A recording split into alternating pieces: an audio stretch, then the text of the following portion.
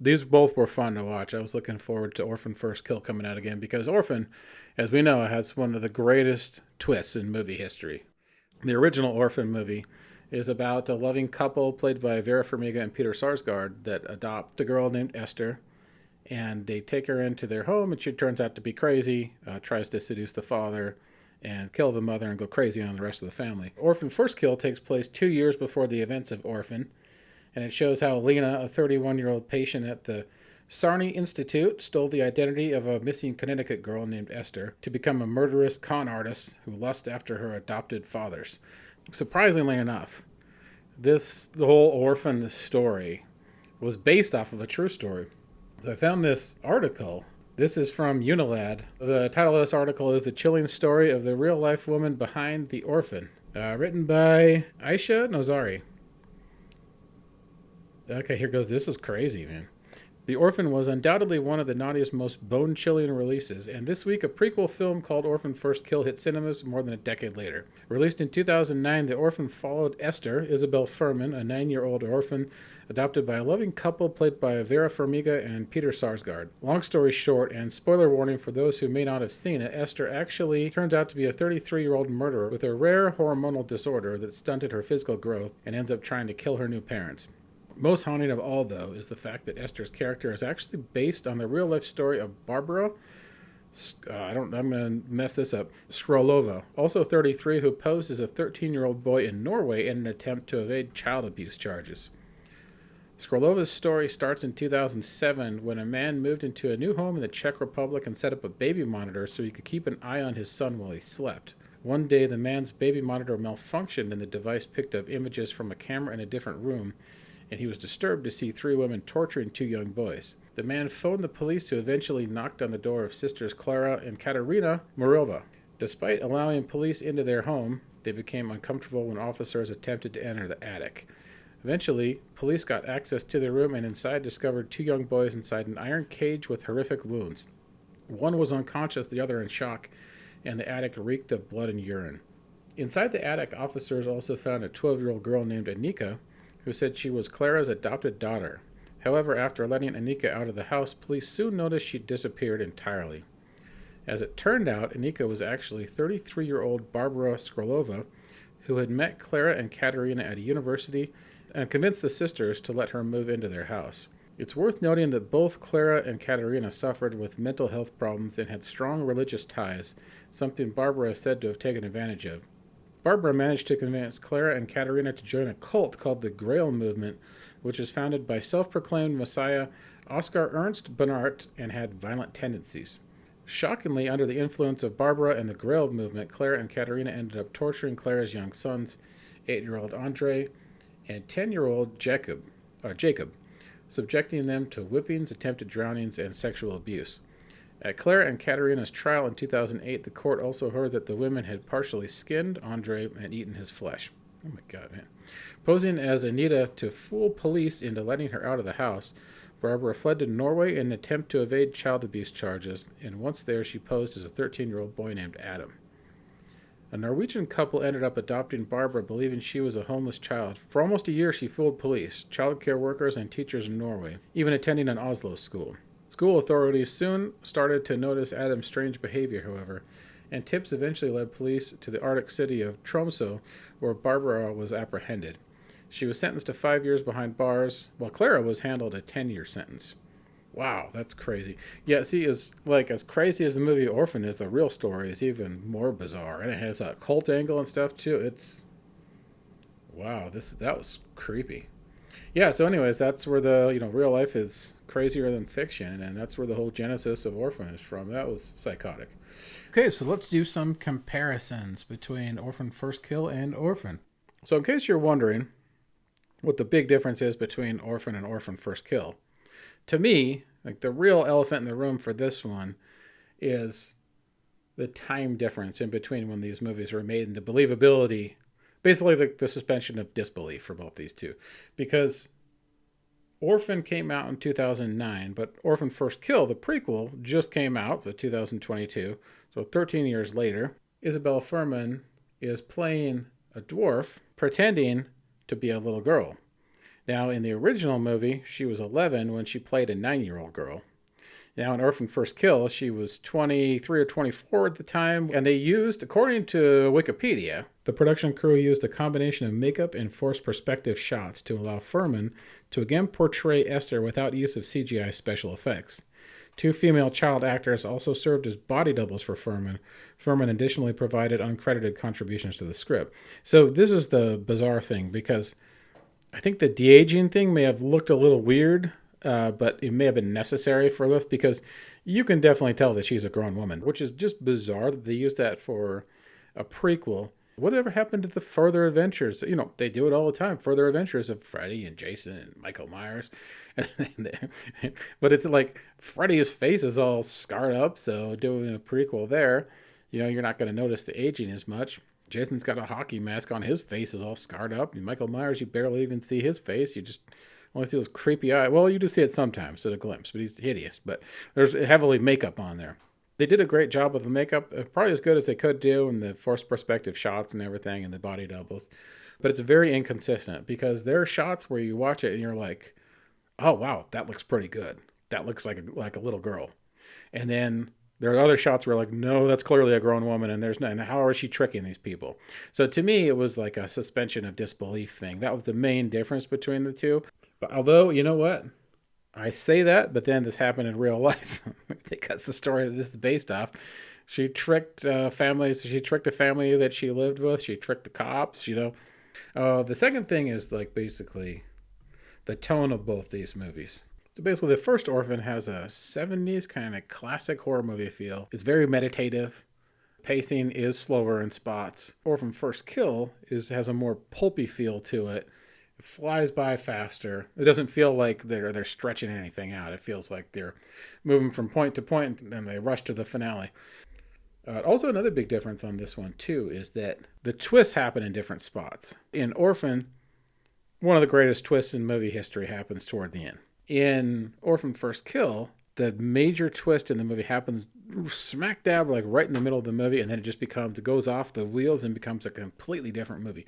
And I don't want to give away what that is, because that's kind of half the fun of it. Like the direction that it turns in the second half, I did not see coming at all, and it rivals the surprise twist of the first movie. I don't think anything could match how awesome the twist was in the first movie. But now that everybody knows kind of like the story of it and the twists or what happened, especially horror fans, it's hard to duplicate that twist. So they go for something completely different in this one. Like we know who she is right away. Both of them have pretty creative kills. In Orphan First Kill, there is a creative kill. This is like one of the only things I'll spoil in here, is that the dwarf, to kill a guard, she steps up on a chair and uses it to get slightly higher than he is to bash his head into the wall. I thought that was pretty creative.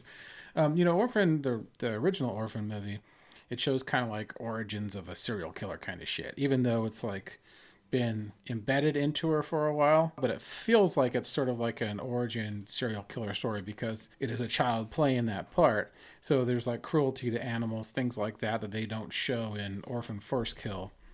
In both movies, she paints. In both movies, she tricks the fathers by bonding with them through art. In Orphan, the dad is like basically like a designer. They don't really say like what petersarsgaard is in that movie, whether he's like an architect or something. Looks like he's doing designs for buildings, because when I was in school, we called the architecture students used to call it architorture, and they had equipment similar to what he's using when he's doing his designs. So she likes to paint and he likes to draw the design, so they kind of bond while they're doing that. In Orphan First Kill, her and the father are bonding over painting. And there's also hidden layers of paintings in both movies. There's a regular painting, and then when a light turns on, it shows all this psycho stuff.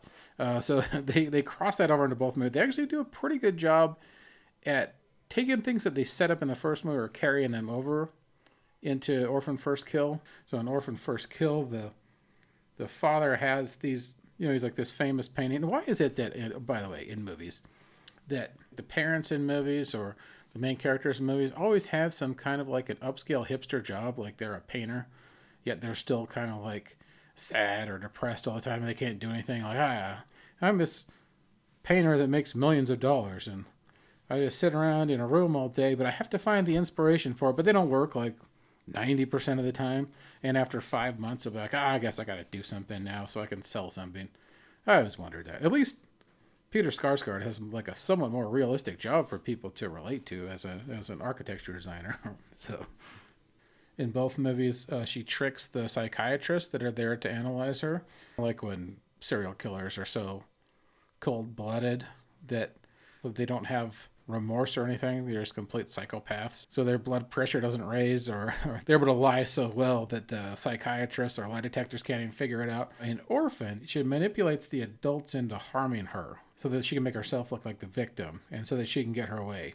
And these are kind of like special powers for a little person serial killer to have, a dwarf serial killer to have, is to manipulate people in ways that you couldn't otherwise. This gives her like a special set of skills, as Liam Neeson would say. Orphan First Kill is the only movie of the two that has actual dwarf tossing in it. I was surprised by this. I thought there would be quite a, because like when you watch Chucky movies, that's like the first thing you'll think of is like, why doesn't anybody just pick this doll up and throw him around? Orphan is quite adept at slaying people, especially for her size. She's clearly got some crazy hidden strength, but she can still be tossed. She's still little, and she can still be tossed. In both movies, she also drives a wedge between the parents, the mother and the father, so she can get the father on her side and make the mother look like the bad person in that situation. In both movies, she excels at that because she's into seducing the fathers. That's her thing. In Orphan, she's adopted. In Orphan First Kill, comes back as pretending to be the missing child that juliastiles and her husband have been gone missing for 4 years. So she pretends to be that missing child because she finds out that she bears a resemblance to her when she escapes from the loony bin or from the Sarn Institute. And that's why she decides to go there and pretend that she's that missing child. So basically in one, she's a missing child. She's pretending to be a missing child. And then in another movie, she's pretending to be like a child orphan. In both movies, Esther freaks out and goes into a rage when she's by herself. She curses herself for making mistakes and slipping, like not doing everything perfect. They carry that consistently through both movies, that she's a perfectionist. They do a pretty decent job with continuity in both those movies. In both movies, Esther watches the married couple get down with each other, so it's kind of creepy. Now, they go a little farther with it in the first Orphan movie, which is creepier because she was younger at the time. I mean, they don't show anything, but she dresses seductively in the first Orphan and tries to seduce the dad towards the end of the movie when the mom is gone. And that I was like, I thought that was a pretty creepy scene. Of course, when it reveals it at the twist that she's a grown adult at the end, it makes more sense. But they kind of go a little creepier on that angle in the first Orphan movie. In both of them, she's a great con artist, great at manipulating people, setting them up. In Orphan, she manipulates kids better. There's a girl that she's like her new family in Orphan. One of them's a deaf girl, and I thought that was actually a really cool element to put into the movie because you have this deaf girl that she's using as her accomplice, and I believe the actress was deaf in real life from what I read. But Esther is killing people, and she's using this deaf girl to be her accomplice, threatening to kill her and her brother if she says anything. And the deaf girl, of course, who is seeing most of the things, can't say anything and has to only communicate through sign language. So I thought that was pretty clever, effective, and actually scary, too. In both movies, she wears here's the most annoying part about both movies, she wears a beret that only grown hipsters with no better sense would wear. That's how you know that she's an adult. She's like, this is an adult with no sense. How often do you see kids running around wearing berets? Orphan has a lot more jump scares than Orphan First Kill does, which surprised me. Both have kind of shocking openings.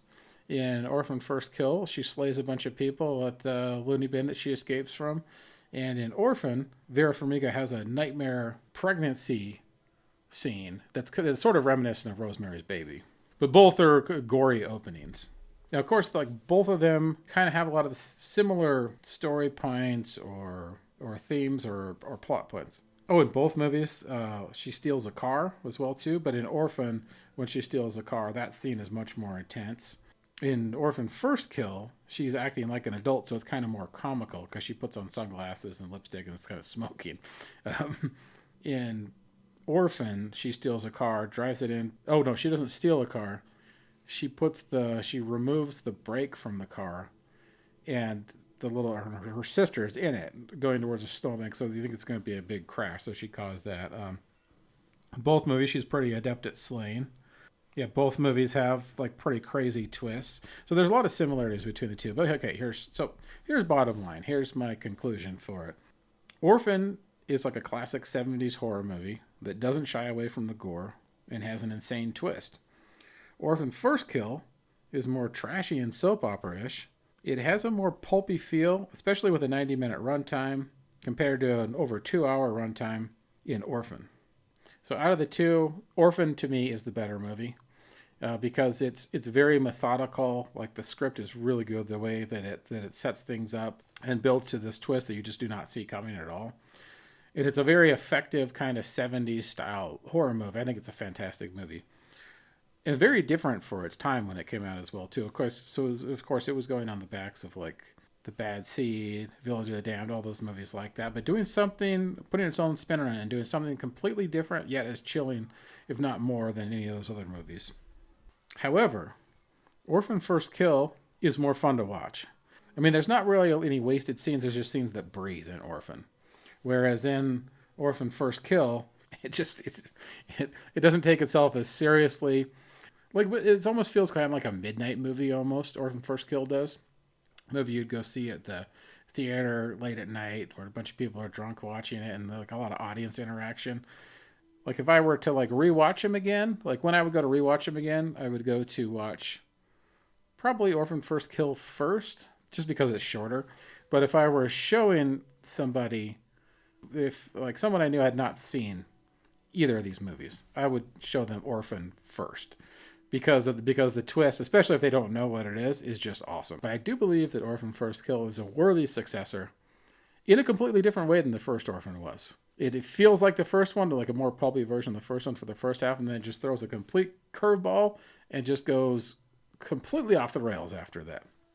But I thought it was a cool way to do a sequel. They found out a way to make it similar, yet make it its own completely different animal with a twist that you will definitely remember. Maybe not as much as the first one, but you will remember it. It was awesome, and I think that's one of the best decisions they made was doing that twist that they did. Because otherwise it just kind of would have felt like a stale retread of the first movie. And that's it for my comparison of Orphan versus Orphan First Kill. Thanks for listening, and we'll see you next time